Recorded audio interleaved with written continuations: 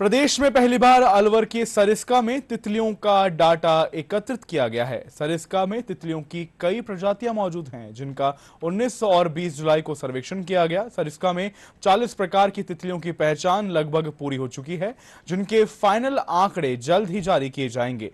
तितलियों की सर्वेक्षण गणना के बाद उनकी फोटो और डाटा का डिजिटलाइजेशन भी किया जा रहा है।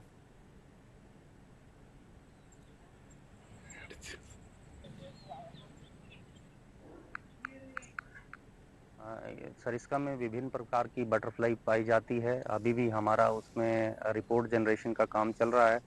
हम 40 प्लस स्पीशीज यहाँ पर हम आइडेंटिफाई कर चुके हैं और पूरा डेटा आएगा तो आपको विद रिपोर्ट भी हम बताएंगे। परंतु ये जो अभियान चलाया गया, ये हमारे स्टाफ के माध्यम से ही चलाया गया। हमारे स्टाफ को भी पता होना चाहिए कि हमारे यहाँ कितने तरह की, कितनी स्पीशीज की बटरफ्लाईज हैं, और सिर्फ टाइगर पे ही फोकस ना करते हुए अन्य स्पीशीज पे भी फोकस किया जाए। इसीलिए हमने एक ये अभियान चलाया कि बटरफ्लाई की गणना की जाए, कितनी स्पीशीज हैं, कहाँ कहाँ कौन सी स्पीशीज मिल रही हैं। ये राज्य सरकार का, वन विभाग का एक सार्थक प्रयास रहा कि उन्होंने उस चीज़ पे ध्यान दिया जिस पे ध्यान नहीं दिया जाता था।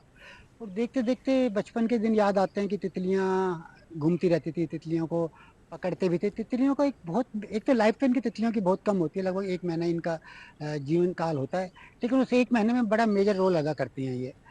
सरिस्का में बहुत सारे कारण से बहुत तरह की प्रजातियों की तितलियां नहीं मिलेंगी, इसमें कोई दो राय नहीं है, क्योंकि इनका एक जीने का एक तरीका होता है। तितलियां हर छोट प्लांट्स को देखती, किस पे उसको अपना लार्वा देना है, किस पे उसका आगे बढ़ना है।